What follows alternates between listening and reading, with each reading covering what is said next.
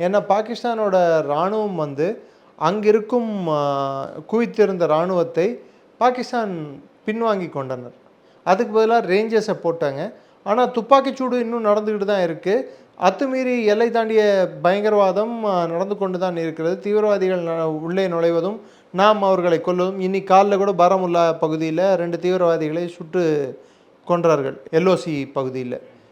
அதே மாதிரி international பார்டர்லேயும் infiltration நடக்குது.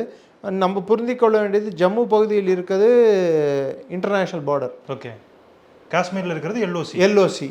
ஸோ எல்ஓசி என்றது தற்காலிகமான ஒரு எல்லை பகுதி. ஐபி இன்டர்நேஷ்னல் பார்டர் என்றது வந்து நிரந்தரமான எல்லை. அது வந்து ராட்க்ளிஃப் என்ற நபர் வந்து 1947 இந்தியா பாகிஸ்தான் எல்லை பிரிக்கும் போது கிழித்த கோடு அது ஐபிஎன்ஓ இன்டர்நேஷ்னல் பார்டர். இது தற்காலிகமான பகுதி. இந்த தற்காலிகமான பகுதி ஃபென்ஸ் பண்ணல. அது வந்து அப்பப்போ மாறி இருக்கு. சில டைம் நம்ம பிடிச்சிருக்கோம், நம்ம கட்டுப்பாட்டில் எடுத்து வந்துள்ளோம். அது மலை சூழ்ந்த பகுதிகளாகவும் பள்ளத்தாக்குகளும் ஓடைகளும் இது நிறைந்திருக்கும் பகுதி, காடுகள் நிறைந்துள்ள பகுதி.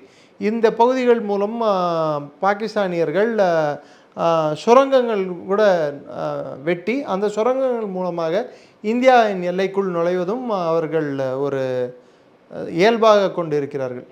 அதை வந்து அது நடந்து கொண்டே இருக்கிறது. நாம் முறியெடுத்து கொண்டே இருக்கிறோம்.